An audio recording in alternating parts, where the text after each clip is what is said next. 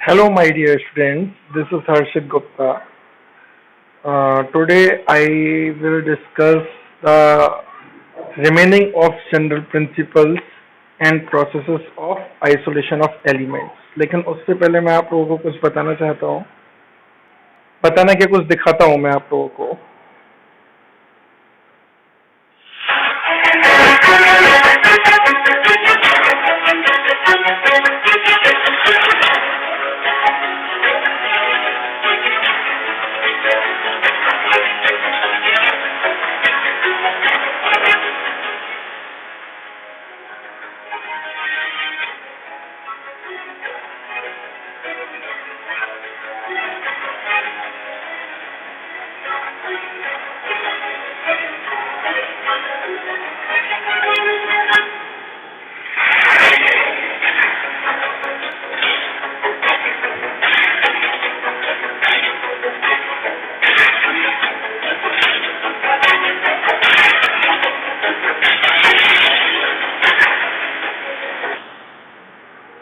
तो आप लोग इस वीडियो को देख के समझ ही गए होंगे कि मैं क्या कहना चाह रहा हूँ.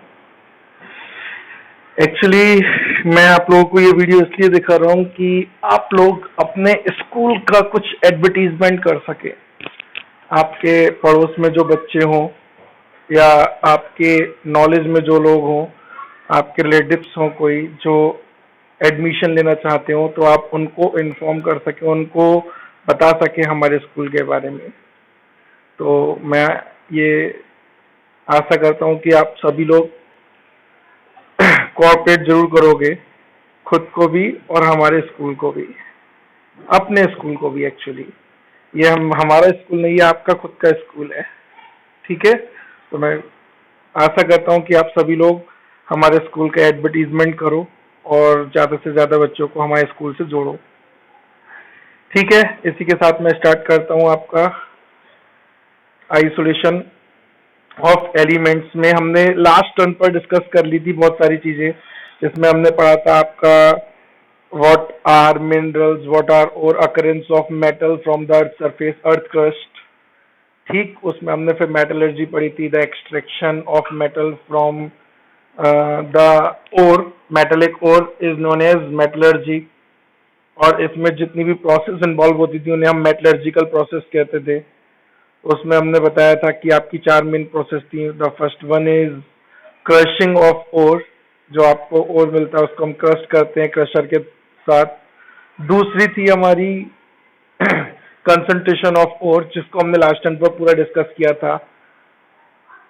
कंसंट्रेशन ऑफ ओर के बहुत सारे मेथड्स थे. जैसे पहला मेथड मैंने आपको बताया था हैंड पिकिंग.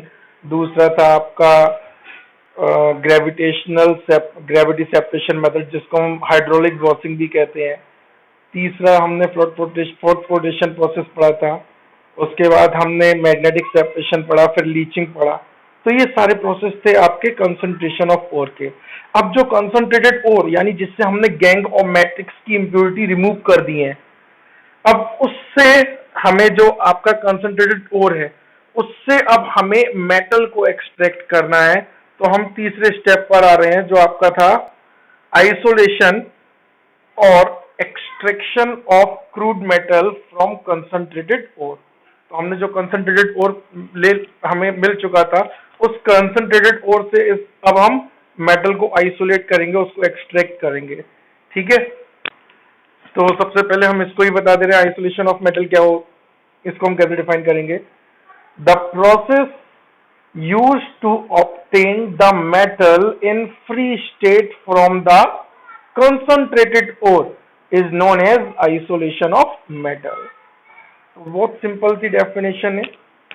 अब जो हम प्रोसेस यूज करेंगे मेटल को कंसंट्रेटेड ओर से मेटल को ऑब्टेन करने के लिए फ्री स्टेट में, उस प्रोसेस को हम आइसोलेशन ऑफ मेटल कहेंगे. It is completed in the following two steps. It also completes in the following two steps. The first step is conversion of concentrated ore to its oxide form. So firstly, the concentrated ore are converted into their oxide form. चाहे वो किसी भी form में हो, चाहे वो sulphide हो, चाहे वो सल्फेट हो, तो हम पहले उनको किस में कन्वर्ट कर लेते हैं, ऑक्साइड फॉर्म्स में. and the second step is conversion of oxide to metallic form.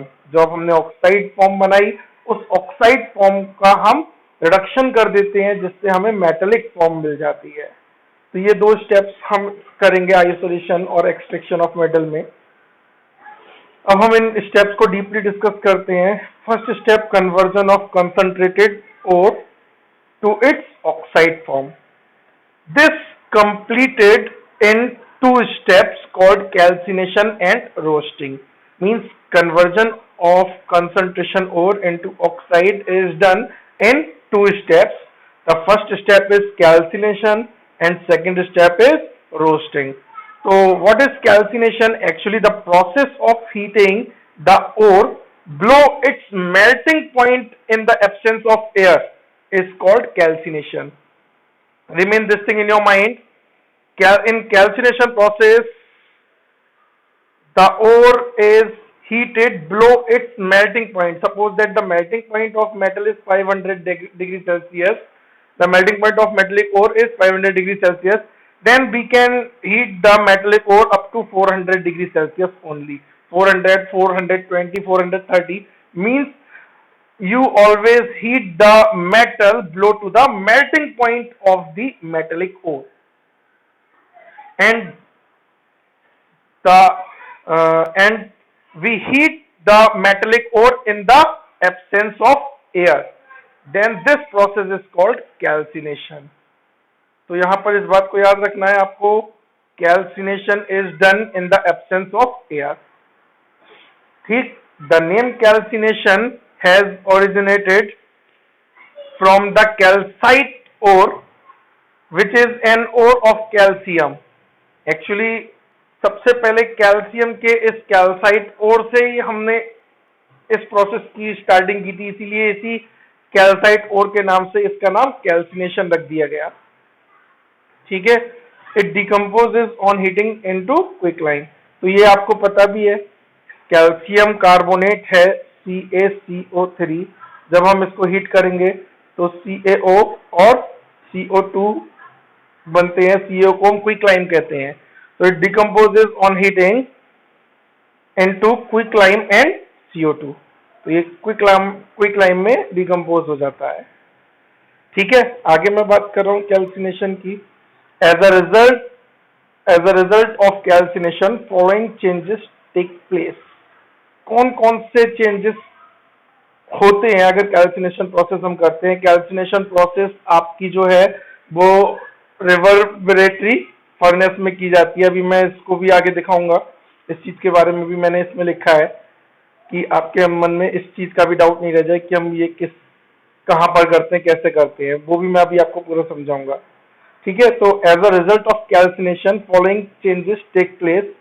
The first change, moisture is driven out and the ore becomes dry. If moisture is present in the ore, suppose that if you used hydraulic washing for the concentration of ore, तो उसमें आपने ore को wash किया water से wash किया, तो water की जो मॉइस्चर है, वाटर की जो नमी है, वो आपकी ओर में आ जाएगी, और उस मॉइस्चर को रिमूव करने के लिए भी हम कैल्सिनेशन प्रोसेस का यूज करते हैं। So calcination process is used to remove the moisture from the concentrated ore, due to which the ore becomes dry.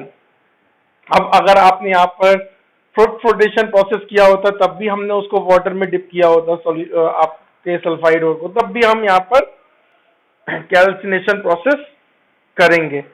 ठीक, दूसरी चीज, कैल्सिनेशन प्रोसेस में दूसरा क्या काम होता है? Some hydrated ore becomes anhydrous. If there are some hydrated ores, then they will become anhydrous after the calcination process. Hydrated ore means अगर आपके ore के जो मॉलिक्यूल्स है, जैसे कि मैंने कहा Fe2O3 है, तो इसमें अगर आपके वाटर मॉलिक्यूल भी वाटर ऑफ क्रिस्टलाइजेशन जुड़ा हुआ है, जिसको हम वाटर ऑफ क्रिस्टलाइजेशन कहते हैं, तब ऐसे ओर आपके हाइड्रेटेड ओर कहलाते हैं। ये आपका ये क्रिस्टलाइन वाटर होता है, और ऐसे ओर आपके हाइड्रेटेड ओर कहलाते हैं। अब हाइड्रेटेड ओर जो है वो आपके एनहाइड्रस हो जाते हैं, यानी इनसे जो वाटर है वो रिमूव हो जाता है in the form of vapours, water vapours. तो इसका एक एग्जाम्पल भी मैंने देखो लिखा हुआ है यहाँ पर, एग्जाम्पल भी मैंने शो किया है ये। For example, if you have bauxite ore, the formula of bauxite is Al2O3 dot 2H2O. When you heat the bauxite ore, blow to the melting point of bauxite in the absence of air, in the absence of oxygen, then the hydrated water is eliminates from this ore, due to which alumina is formed. Similarly, if you have limonite, the ore of iron, which contains three molecules of water of crystallization, which also on calcination eliminates all three molecules of water of crystallization in the form which eliminates in the form of water vapors, and ferric oxide is formed. So this process also occurs during the calcination. In calcination process, the hydrated ore also loses their water of crystallization, due to which the ore becomes anhydrous. Next property of calcination is some carbonate ores are converted into the oxide. If there are some carbonate ores present, if there are some carbonate ores, then they will convert it into oxide during the calcination process. Suppose that if you have calcium carbonate, the formula of calcium carbonate is CaCO3. So calcium carbonate on calcination process, when it is heated over very high temperature but below to the melting point of the ore, then it decomposes into calcium oxide, means quicklime, and releases carbon dioxide. Similarly, if you have zinc carbonate, then on calcination it decomposes into zinc oxide and releases carbon dioxide. Similarly, lead carbonate releases carbon dioxide and form lead oxide. If you have dolomite, it is the ore of magnesium. So dolomite is also decomposes to form calcium oxide and magnesium oxide with the elimination of carbon dioxide. So all these process means in the calcination process some carbonate ores are also converted into their oxides. तो ये भी आपकी calcination process में होती है। तो यहां तक था हमारा कैल्सिनेशन। अब हम बात करते हैं रोस्टिंग। रोस्टिंग रोस्टिंग वर्ड आपने सुना होगा, जो लोग नॉनवेज खाते हैं उन लोगों को तो पता ही होगा। रोस्टेड चिकन, रोस्टेड का मतलब क्या होता है? भुना हुआ, जिसको हम भून लेते हैं, रोस्टेड, रोस्ट कर लेते हैं। तो रोस्ट का मतलब है भूनना एक तरह से। तो यहाँ पर भी ये प्रोसेस बिल्कुल सेम होती है। जो मेटेलिक ओर है उसको हम भूनते हैं, इस बार भूनने के लिए हम एक्सेस ऑफ एयर का यूज करते हैं। तो बिल्कुल सेम है, ये भी मेल्टिंग पॉइंट के नीचे ही below to the melting point हम भूनेंगे। मेल्ट नहीं करना है, अगर मेल्ट हो गया तो वो लिक्विड फॉर्म में चला जाएगा। तो हमें केवल भूनना है, हमें मेल्ट नहीं करना है, उसके मेल्टिंग पॉइंट तक नहीं लेके जाना है, इस बात को याद रखना है। तो the process of heating of the ore below its melting point with excess of air is called roasting, is called roasting। ठीक है। as a result of roasting following changes take place। तो रोस्टिंग के दौरान कौन कौन से changes होते हैं हम उनकी भी बात कर लेते हैं। The ore becomes porous. एक और बात, if there is any reducing process take place already with the ore, then the process get destroyed। जो आपकी रिडक्शन प्रोसेस पहले से हो रही थी वो अपने आप खत्म हो जाती है। क्यों? क्योंकि यहाँ पे एक्सेस ऑफ एयर लेते हैं हम, और एयर का मतलब ऑक्सीजन, ऑक्सीजन की एक्सेस में ऑक्सीडेशन प्रोसेस शुरू हो जाती है, जो रिडक्शन को अपने आप ही खत्म कर देती है। ठीक है। दूसरी प्रॉपर्टी रोस्टिंग की, impurities of non-metals such as sulfur, arsenic, phosphorus are converted into their volatile oxide which get removed। If there is some impurities of sulfur, phosphorus, arsenic, तो these impurities get oxidized and removed from the concentrated ore. अगर sulphur है तो देखो मैं यहाँ पर इसको थोड़ा सा और बड़ा करके समझाता हूँ। अगर सल्फर है तो सल्फर आपका एसिड फॉर्म में होता है। आपका ये एसिड मॉलिक्यूल ऑक्सीजन जो एक्सेस ऑफ एयर लिया हमने, हीट कर ही रहे हैं, तो इतनी ज्यादा हीट की प्रेजेंस में ऑक्सीजन के साथ कंबाइन करके सल्फर डाइऑक्साइड गैस बना लेती है और ये गैस आपकी रिमूव्ड हो जाती है इससे, आपके कंसंट्रेटेड ओर से। Similarly, if there is the impurity of phosphorus in the ore, then it also get oxidized into phosphorus pentaoxide. It is the dimer of phosphorus pentaoxide. Actually, the formula of phosphorus pentaoxide is P2O5, but it is obtained in the form of dimer. Dimer का मतलब जैसे आपको पता है when two molecules are combined to form a big molecule, then such molecules are known as dimer, and this process is known as dimerization. अगर यहाँ पे बहुत सारे मॉलिक्यूल्स हो रहे होते तो इसको हम पॉलीमर कहते और इस प्रोसेस को पॉलीमराइजेशन कहते। ये प्रोसेस आपकी पॉलीमराइजेशन कहलाती। लेकिन जब दो मॉलिक्यूल कंबाइन होते हैं तब इस प्रोसेस को हम डाइमराइजेशन कहते हैं और जो मॉलिक्यूल बनता है उसे डाइमर कहते हैं। तो सेम यहाँ पर होता है। तो वो क्या होता है, यहाँ पर P2O5 के दो मॉलिक्यूल कंबाइन हो जाते हैं जिससे P4O10 बनता है, जो आपका एक डाइमर होता है फास्फोरस पेंटाऑक्साइड का, but its name remains phosphorus pentoxide. तो phosphorus get oxidised into phosphorus pentoxide and removed from the concentrated ore. Similarly, if there is impurity of arsenic, then it also get oxidized to form arsenious oxide, arsenic oxide, which eliminates from the concentrated ore in the form of gas. तो ये आपकी ये कुछ process थी जो किसमें होती है, रोस्टिंग में। रोस्टिंग में एक और प्रोसेस होती है। In roasting, the sulfide ores are converted into their oxides. Sulfides of the metals are converted into their oxides. तो जितने भी मेटल्स के सल्फाइड्स हैं वो सब के सब ऑक्साइड्स में कन्वर्ट हो जाते हैं, क्योंकि यहाँ ऑक्सीडेशन हो जाता है in the presence of excess of air. All the sulphide ore gets oxidised. ठीक है, तो यहाँ पर क्या होगा, देखो ध्यान से समझना, जो सल्फाइड ओर है वो ऑक्सीडाइज हो जाएंगे, ऑक्साइड में कन्वर्ट हो जाएंगे। जैसे जिंक सल्फाइड आपका ऑक्सीजन से रिएक्शन करके जिंक ऑक्साइड बनाएगा और जो सल्फर है वो ऑक्सीजन से रिएक्शन करके सल्फर डाइऑक्साइड गैस बना लेगी। इस रिएक्शन को बैलेंस करना बहुत सिंपल है, मैं आपको समझा देता हूँ। जैसे you have the formula of zinc sulphide ZnS। आप यहाँ पर ऑक्सीडेशन करा रहे हो O2 की प्रेजेंस में, ऑक्सीजन की प्रेजेंस में, और आपको पता है जिंक ऑक्साइड बनाना है आपको। ठीक है, एंड सल्फर जो है वो किसकी फॉर्म में निकलेगा, सल्फर डाइऑक्साइड की फॉर्म में। अब हम रिएक्शन को बैलेंस करते हैं। सबसे पहले आप चेक कर लो यहाँ पर कितने ऑक्सीजन हो रहे हैं, 2 और 1 3। ठीक है, यहाँ पर 2 हैं।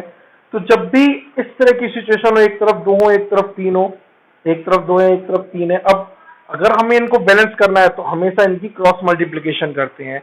यानी इस तरफ जो 3 ऑक्सीजन है तो 3 की मल्टीप्लाई हम कर देंगे इस तरफ, और इस तरफ जो इस तरफ 2 ऑक्सीजन है, इस 2 की मल्टीप्लाई कर देंगे हम इस तरफ। यानी इस तरफ आपका क्या हो जाएगा, वेट 2 ZnO एंड 2 SO2। अब आप चेक करो आपके नंबर ऑफ ऑक्सीजन इक्वल हो गए, 3 2 जा 6, 2 ऑक्सीजन एंड 2 2 जा 4, 2 and 4 6 ऑक्सीजन आपके बैलेंस हो गए। ठीक है, 6 ऑक्सीजन आपके बैलेंस हो चुके हैं। आप इनको चेक भी कर सकते हो, आपके 6 ऑक्सीजन बैलेंस हो चुके हैं। 2 and 2 2 जा 4, 6 ऑक्सीजन, 3 2 जा 6 oxygen. Now you can check the zinc. 2 zinc इधर है, इधर 1 जिंक है, तो बड़ी नाइंसाफी है, तो इधर भी तो 2 करने पड़ेंगे। तो हमने इधर 2 से मल्टीप्लाई कर दिया, 2 से मल्टीप्लाई कर दिया, तो यहाँ पर अब जिंक 2 हो गए, इधर भी 2 है, यहाँ सल्फर 2 हो गए, यहाँ भी 2 है। अब आप चेक करो आपकी पूरी रिएक्शन बैलेंस हो चुकी है। ठीक है, तो ऐसे ही आप सारी रिएक्शंस को बैलेंस कर सकते हो। Balancing of reaction is not difficult if you want to learn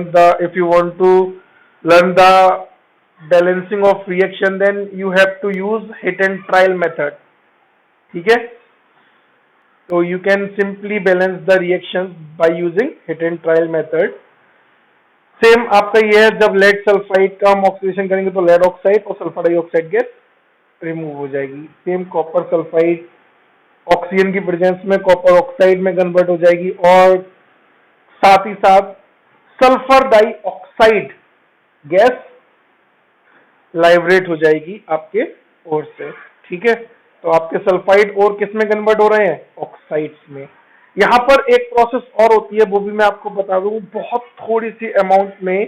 ये भी हो सकता है कि आपका जो सल्फाइड ओर है वो सल्फेट में कन्वर्ट हो जाए, जैसे ZnS in the presence of oxygen it will turn up into zinc sulfate ZnSO4 by combining with 2 oxygen. तो यहाँ पे सल्फेट कंपाउंड्स भी बन सकते हैं. ठीक है, रोस्टिंग प्रोसेस में सल्फेट कंपाउंड्स भी बन सकते हैं. आगे देखो, इसके बाद ये बात हो गई, हमारे दोनों स्टेप हो गए, रोस्टिंग भी हो गया और कैल्सिनेशन भी हो गया. ये 2 स्टेप थे हमारे किसके अंदर? Conversion of concentrated ore into oxide form. तो हमने ऑक्साइड फॉर्म में कन्वर्ट कर लिया. पहले तो हमने कैल्सिनेशन में पढ़ा, कैल्सिनेशन में आपके कार्बोनेट ओर जो थे वो ऑक्साइड में कन्वर्ट हो रहे थे, जैसा कि आपको ये दिख रहा है, ऑक्साइड में कन्वर्ट हो रहे थे ये. फिर हमने रोस्टिंग पढ़ा. रोस्टिंग में हमारे सल्फाइड हो या और मेनली जो सल्फाइड हो रहा है वो आपके ऑक्साइड में कन्वर्ट हो जाते हैं रोस्टिंग में. ठीक है, रोस्टिंग का मतलब मैंने आपको समझा ही दिया क्या होता है. अब इसके बाद हम दूसरे स्टेप पर आते हैं. दूसरा स्टेप हमारा कौन सा हो जाएगा भाई? पहला था conversion of concentrated ore into its oxide form.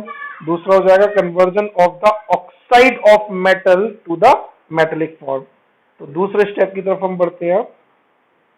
उससे पहले मैं यहाँ पर एक चीज और बताऊंगा. मैंने कहा था, मैं अभी आपको बताऊंगा, ये रिवर्बरेटरी फर्नेस में दोनों प्रोसेस होती हैं. तो both calcination and roasting are done in a furnace called a reverberatory furnace, in which the ore is heated with the help of flames of the fireplace. The roasting can also be done in the blast furnace in some cases. Blast furnace क्या है वो मैं आपको next video में iron के जो iron की smelting होगी उसमें मैं पूरी एक्सप्लेन करूंगा, उसकी वर्किंग एक्सप्लेन करूंगा, उसमें कौन कौन से आपके रीजन होते हैं, उन रीजन में कौन कौन सी प्रोसेस होती है, उन सब चीज को डिस्कस करूंगा मैं नेक्स्ट वीडियो में. ठीक है, अभी मैं आपको रिवर्बरेटरी फर्नेस के बारे में थोड़ा सा बता रहा हूँ. जो रिवर्बरेटरी फर्नेस होती है, इसमें क्या होता है, जैसे कि ये हमारा जो है यहाँ पर ये आपका ओर है, ये आपका ओर है, यहाँ पर कंसंट्रेटेड ओर हम जो होता है उसको यहाँ पर फिट भर देते हैं. और ये आपकी फायर यहाँ पर हम जो सब्सटेंस को जला रहे हैं वो यहाँ पर है, जो फायर फ्लेम्स निकल रही है वो ये निकल रही है. अब ये फायर फ्लेम्स इस रोस्टेड ओर को फैला दिया जाता है पूरा अच्छे से. जब इस फर्नेस में से ये फायर फ्लेम्स इधर आती हैं तो ये बहुत ज्यादा गर्म होती हैं, और गर्म होने के साथ साथ इन द एब्सेंस ऑफ ऑक्सीजन, एक बात और, यहाँ पर ऑक्सीजन का यूज नहीं किया जाता. ठीक है, और जब हम ऑक्सीजन की प्रेजेंस में इस प्रोसेस को ही करते हैं, प्रोसेस सेम रहती है, जब ऑक्सीजन की प्रेजेंस में करते हैं तब ये रोस्टिंग हो जाएगी.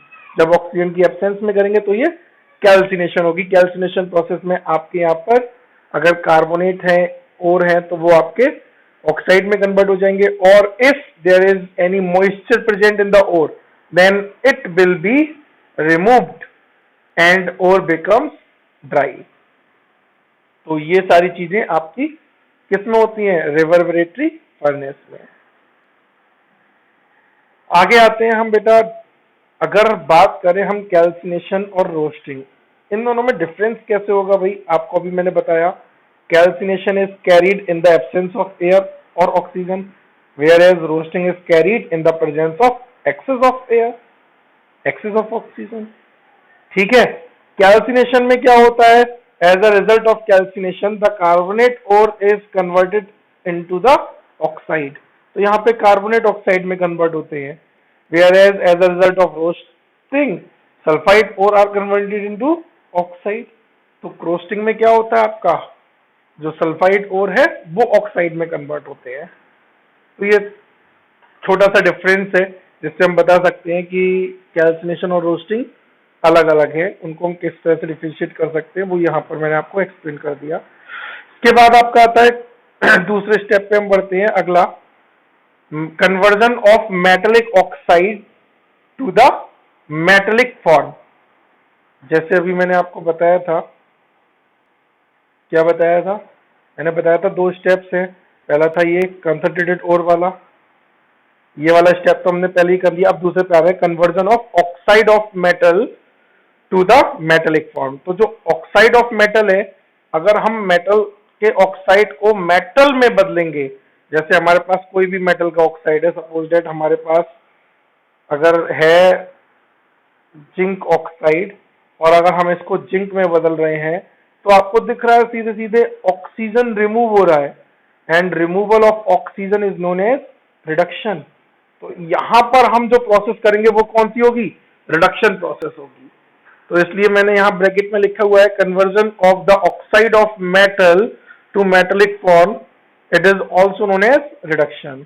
The oxide of metal obtained as a result of calcination and roasting is converted to free metal by reduction, which can be done in a number of ways depending upon the nature of the metal। तो ये nature of the metal पे depend करेगा।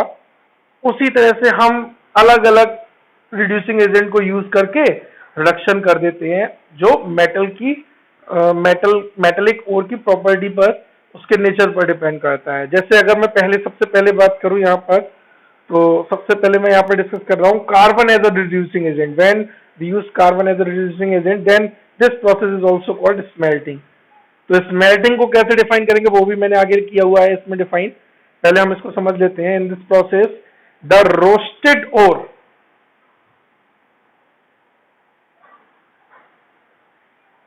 यहाँ ORE होगा और, ठीक है बेटा, इसको ठीक कर लेना। In this process, the roasted ore in the form of its oxide is mixed with carbon, which can be in the form of charcoal or coke, ठीक है, and heated to a temperature above its melting point.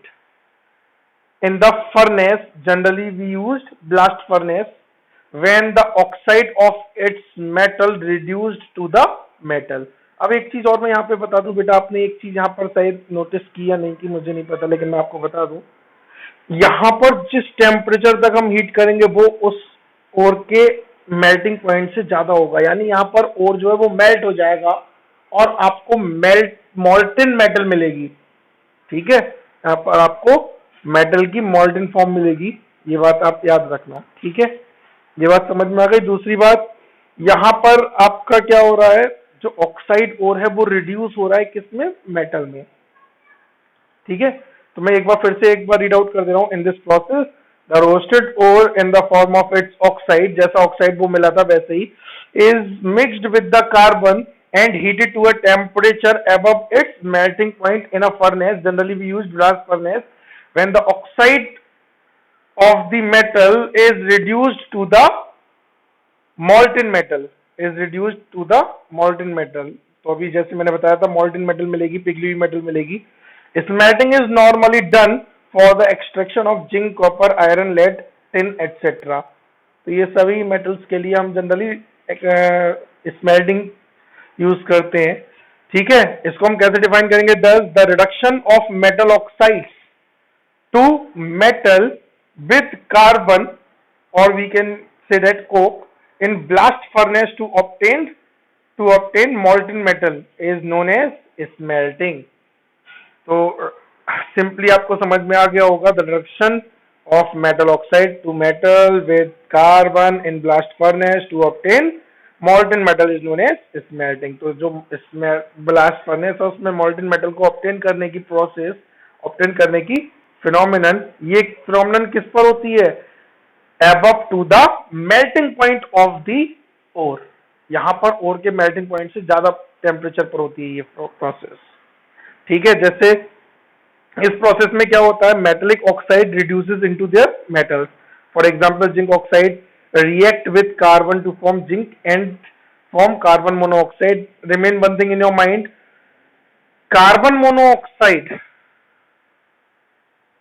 this gas generally obtained above temperature of above temperature like 1000, very high temperature like 1000 degree Celsius. तो लगभग ये 1000 degree Celsius के आसपास अगर temperature या इससे ज्यादा है तभी कार्बन मोनोऑक्साइड मिलती है हमें, पर ना आपकी कार्बन डाइऑक्साइड बनती है गैस। तो इस बात को याद रखना, जब टेम्परेचर बहुत ज्यादा होता है 1000 डिग्री सेल्सियस के आसपास होता है तो वहां पर आपकी, या उससे ज्यादा होता है तो आपकी कार्बन मोनोऑक्साइड गैस मिलेगी हमेशा।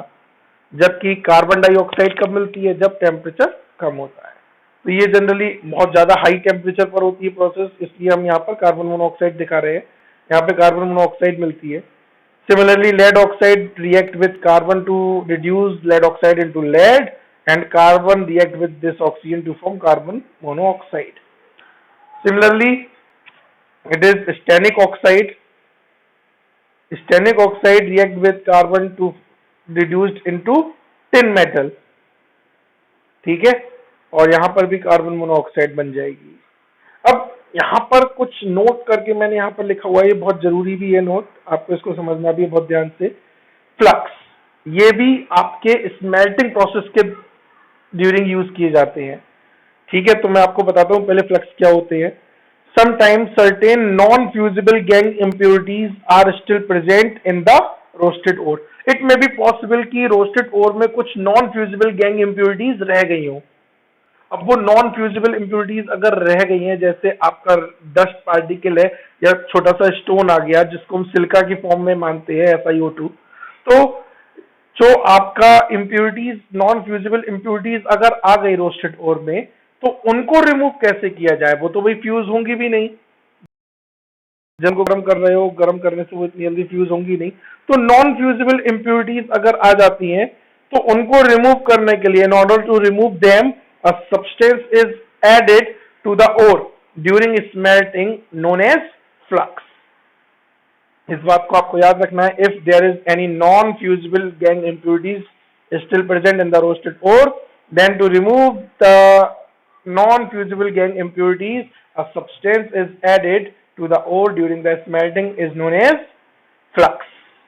अब फ्लक्स जो होता है उसकी बात भी अभी मैं बताऊंगा, फ्लक्स क्या है, पूरे बहुत अच्छे से एक्सप्लेन करूंगा सारी चीजें आगे, पहले इसको समझ लो।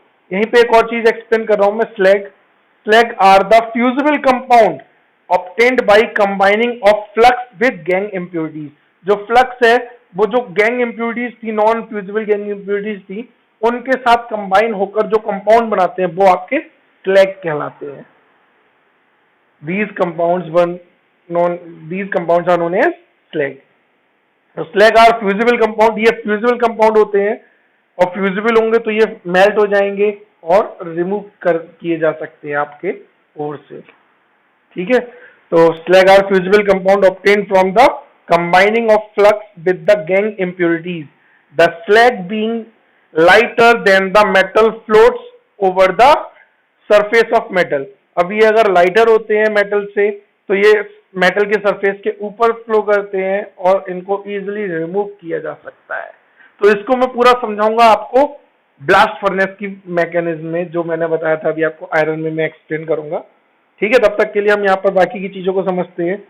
तो अभी जैसे मैंने बताया, flux when react with gang impurities present in the concentrated ore which are non fusible, then both of these are combined to form slag। There are two types of slag depending upon the nature of impurities associated with the ore, ठीक है। ये दो type के होंगे। The first type is acidic flux. Acidic flux कौन से होते हैं? If the impurities are basic in nature like CaO, MgO, अगर आपकी impurities CaO और MgO टाइप की हो, कैल्शियम ऑक्साइड और मैग्नीशियम ऑक्साइड टाइप की हो, तब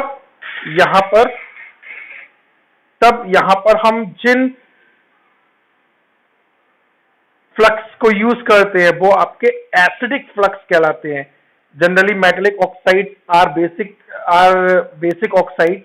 If impurities of metallic oxides are present, then the flux are which are used to remove these impurities are known as acidic flux. जैसे मैं यहाँ पे बात कर रहा हूँ, देखो अगर CaO कैल्शियम ऑक्साइड की इम्प्योरिटी प्रेजेंट है, तो कैल्शियम ऑक्साइड की इम्प्योरिटी अगर प्रेजेंट है तो इसे दूर करने के लिए हम जनरली यहाँ पर SiO2 जो एक एसिडिक फ्लक्स कहलाएगा इसको यूज करते हैं, और ये दोनों कंबाइन होकर कैल्शियम सिलिकेट बनाते हैं जो एक क्या होगा, स्लैग. तो when flux react with impurity then slag is formed. Similarly ये आपका फ्यूजिबल होता है स्लैग, ठीक है. ये आपकी नॉन फ्यूजिबल इम्प्योरिटी थी, इसको इसने फ्यूजिबल स्लैग में कन्वर्ट कर दिया. सिमिलरली अगर आपकी मैग्नीज ऑक्साइड MnO की इम्प्योरिटी प्रेजेंट है, तब मैग्नीज ऑक्साइड की इम्प्योरिटी अगर प्रेजेंट है, तब मैग्नीज ऑक्साइड की इम्प्योरिटी को रिमूव करने के लिए भी हम SiO2 या आपका बोरेक्स Na2B4O7 को यूज कर सकते हैं. ये SiO2 इसके संग रिएक्शन करके फिर से क्या बना देगा, MnSiO3, जो आपका क्या होगा, स्लैग. ठीक है, ये आपका क्या होगा, स्लैग.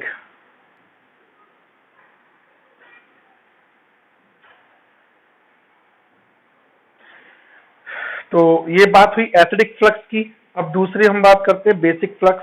बेसिक फ्लक्स कौन से होंगे, अगर आपकी इम्प्योरिटीज एसिडिक हैं, if the impurities are acidic in nature like silica, इस बार इम्प्योरिटी सिलिका की हो, या P4O10 हो, phosphorus pentoxide, then the flux to be used is of basic nature. तब जो फ्लक्स यूज करेंगे वो बेसिक नेचर का होना चाहिए, जिसे हम बेसिक फ्लक्स कहेंगे. जैसे अगर इस बार इम्प्योरिटी SiO2 की है, तो हम यहाँ पर CO, MgO, FeO, इन सभी मेटालिक ऑक्साइड जो बेसिक ऑक्साइड होते हैं इनको यूज कर सकते हैं. जैसे SiO2 की इम्प्योरिटी को रिमूव करने के लिए अगर हम CaO का यूज करेंगे तो इस बार ये फ्लक्स होगा. पिछली बार आपका ये फ्लक्स था, इस बार ये फ्लक्स होगा. अगर इम्प्योरिटी इसकी है तो ये फ्लक्स, अगर इम्प्योरिटी इसकी है तो ये फ्लक्स, और ये दोनों कंबाइन होकर जो कंबाइन कंपाउंड बनाएंगे वो स्लैग कहलाएगा. ठीक है. सिमिलरली P4O10 फास्फोरस पेंटाऑक्साइड की इम्प्योरिटी हो तो मैग्नीशियम ऑक्साइड या कैल्शियम ऑक्साइड दोनों को यूज कर सकते हैं, जिससे आपका फिर से यहां पर अगर मैग्नीशियम ऑक्साइड यूज करें तो मैग्नीशियम फॉस्फेट बनेगा जो एक स्लैग होगा. ठीक है. और इन रिएक्शंस को आप बैलेंस कर सकते हो हिट एंड ट्रायल मेथड से. तो it is not a big deal to balance the chemical reaction.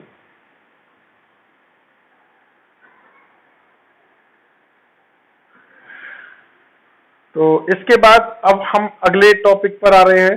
हमने पहला पढ़ा था जब कार्बन को हमने एज अ रिड्यूसिंग एजेंट लिया था. अगर हम कार्बन की जगह हाइड्रोजन को एज अ रिड्यूसिंग एजेंट लेंगे, तब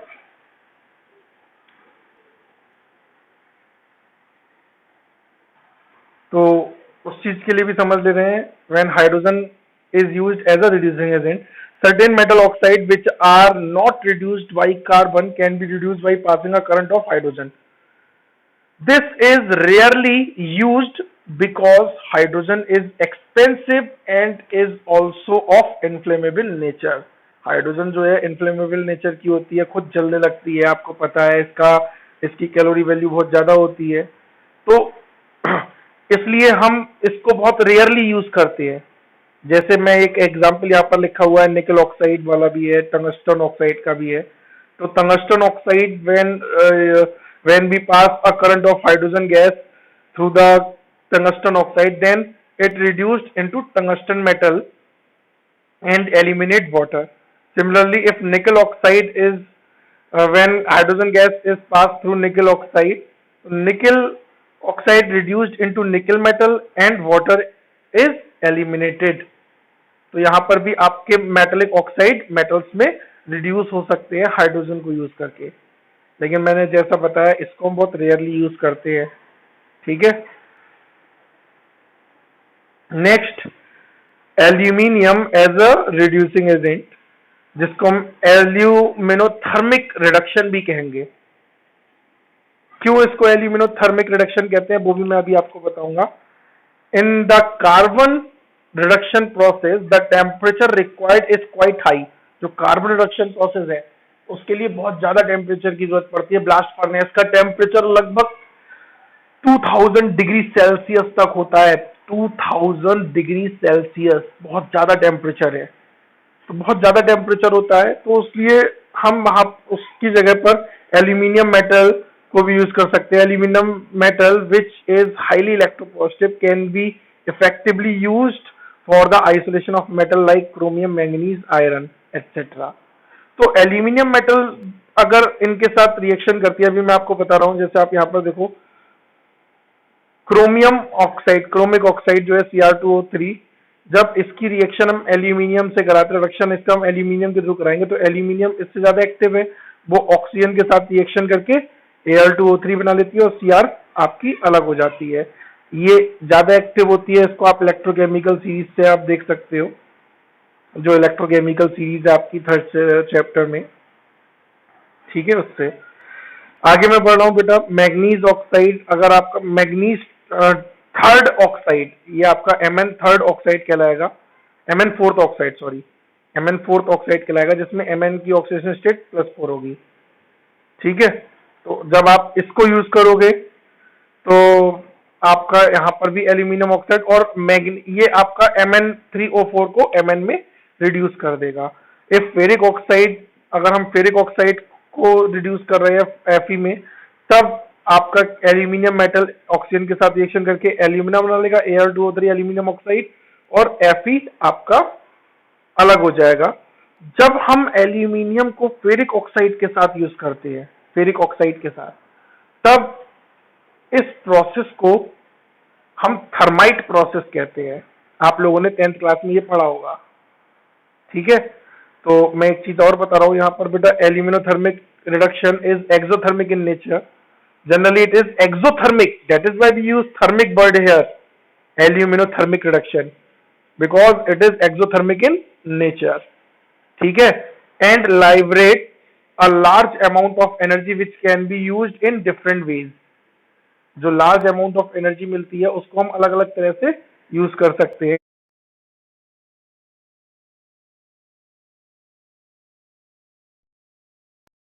एल्यूमिनोथर्मिक रिडक्शन ऑफ Fe2O3, सॉरी ये फेरिक ऑक्साइड है, यहाँ पर 2 और 3 नीचे होगा, उसको करना मैं भूल जाऊँ, आप कर लेना, ठीक है।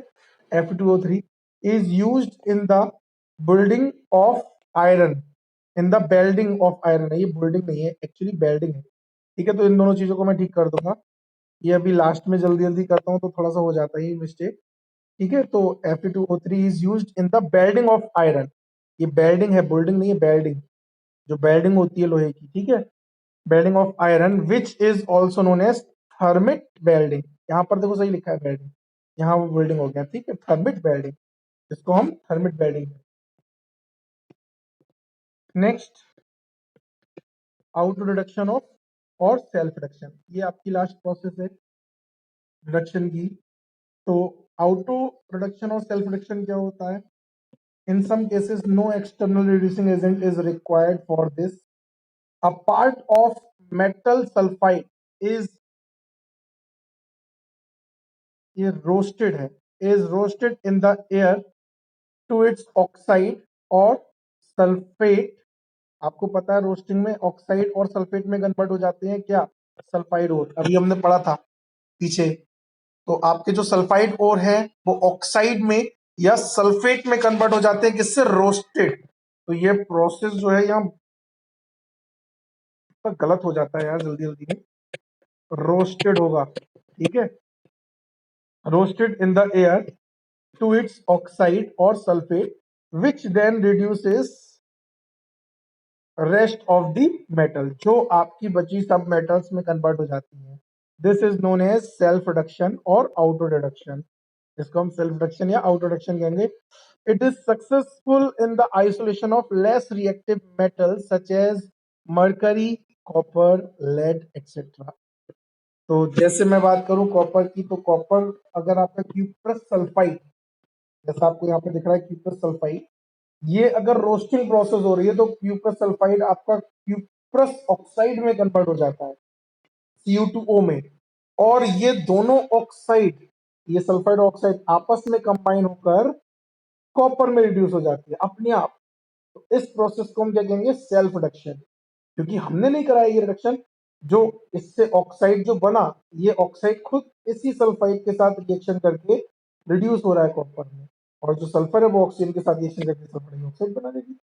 कॉपर आपकी 2 2 जा 4 और 2 6 कॉपर आपकी अलग हो गई। तो कॉपर मेटल आपको यहाँ से अपने आप ही मिल गई, सेल्फ रिडक्शन अपने आप हो गया। तो इस प्रोसेस को हम सेल्फ रिडक्शन कहते हैं। सिमिलरली अगर आपका लेड सल्फाइड है तो वो भी आपका लेड ऑक्साइड में कन्वर्ट हो जाएगा, और लेड सल्फाइड लेड ऑक्साइड के साथ कंबाइन होकर लेड मेटल में अपने आप रिड्यूस हो जाएंगे। ठीक है, तो ये बात तब है जब आपका सल्फाइड ऑक्साइड में कन्वर्ट हो रहा हो। अब अगर सल्फाइड सल्फेट में ऑक्सीडाइज हो रहा हो तब क्या होगा, अगर सल्फाइड आपका सल्फेट में ऑक्सीडाइज हो जाएगा तब भी यही प्रोसेस होगी। सल्फाइड आपका सल्फेट में ऑक्सीडाइज हुआ, फिर जो सल्फाइड है वो सल्फेट के साथ, मेटल सल्फेट के साथ कंबाइन होकर फिर से मेटल में रिड्यूस हो जाएगा और सल्फर डाइऑक्साइड गैस फिर से रिमूव हो जाएगी। तो यहाँ पर क्या हो रहा है, ये अपने आप मेटल्स में रिड्यूस हो रहे हैं, खुद से मेटल अपने आप मिल रही है, सेल्फ रिडक्शन हो रहा है। तो इस प्रोसेस को हम सेल्फ रिडक्शन कहते हैं। ठीक है, तो आज के लिए इतना ही। मैं एक और वीडियो जल्दी ही पोस्ट करूंगा आपके टाइम टेबल से पहले, क्योंकि सिलेबस बहुत है, हमें कवर अप ज्यादा से ज्यादा करना है। तो मैं कोशिश करूंगा कि मैं जल्दी आपको एक और वीडियो दूं। मे बी मंडे और ट्यूसडे में मैं आपको एक और वीडियो दे सकता हूँ। ठीक है, तब तक के लिए क्या, थैंक यू।